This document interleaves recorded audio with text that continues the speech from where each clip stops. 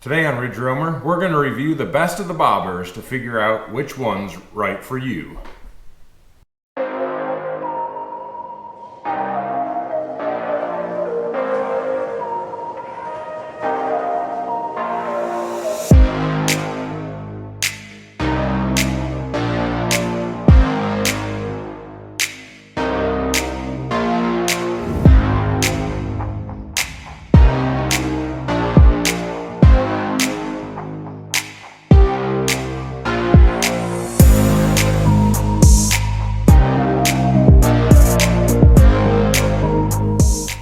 Both the 2021 Indian Scout Bobber and the 2021 Triumph Bonneville Bobber are liquid-cooled twins with 6-speed transmissions, 10,000-mile service intervals, and a single-sump oil system.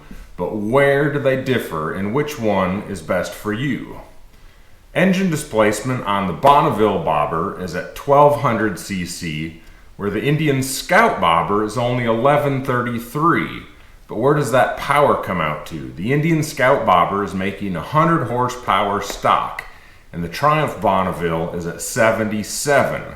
However, on the torque side, the Indian Scout Bobber is making 72 pound-foot at 6,000 RPM, where the Bonneville Bobber is making 78 pound-foot of torque at only 4,000 RPM. Weight is very similar, with the Indian coming in at 555 pounds completely wet, where the Triumph is at 553 pounds. Seat height is also very close. The Indian's at 25.6 inches, where the Triumph is at 27.2, with a little bit of adjustment in their seat that can actually bring it up just a touch. Fuel capacity is also really close, with the Indian at 3.3 gallons, while the Triumph has 3.2 gallons. As you get into the curve, the Indian wins a little bit with a 29-degree lean angle, where the Triumph is only at 25 degrees. Looking at the suspension, the Indian has 41 millimeter fork tubes with 4.7 inches of suspension travel, where the Triumph has a thicker 47 millimeter fork tube, but only 3.5 inches of suspension travel in the front. Switching back to the rear, the Indian has dual rear shocks with only 2.0 inches of suspension travel, where the Triumph has a monoshock with a massive 2.8 inches. Looking at the brakes, the Indian is running just a single rotor on the front, 298 millimeter rotor with a 2-piston caliper, where the Triumph has upgraded to a twin rotor, 310 millimeter, running Brembo 2-piston calipers. So Triumph is the clear winner on the brakes. Rear is very similar between the two models. For wheels, Indian is running 16-inch cast aluminum wheels, where the Triumph is running 16-inch spoked wheels. So you've got a little performance advantage and technology advantage on the Indian side, where the Triumph's going to give you that real old school bobber look. Final drive, I'm also going to give the nod to Indian. They are belt driven, where the Triumph is still running a chain. Again, Triumph looking for that true to the heritage, the old school feel of the chain. But we're getting to the point now where not many people want to deal with a chain. So the belt drive is certainly lower maintenance and easier to take care of. Foot control is going to be a personal preference. Indian runs forward control pegs, where Triumph is running a more mid-control peg.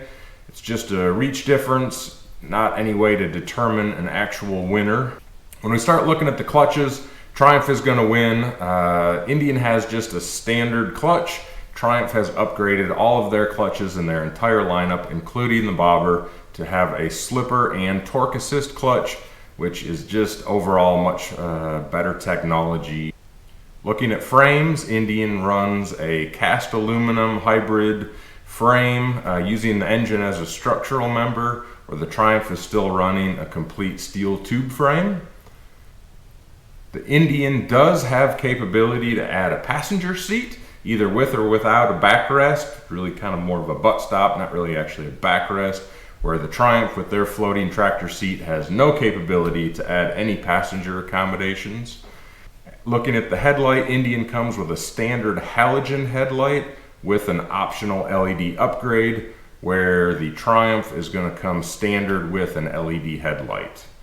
Getting further into the electronics, the Indian comes with a standard anti-lock brake system, as well as just a gas light, where the Triumph is going to come with anti-lock brake system, traction control system, which you can turn off, a full gas gauge, distance to empty, average fuel economy, all that type of stuff, as well as a cruise control system standard, ride modes.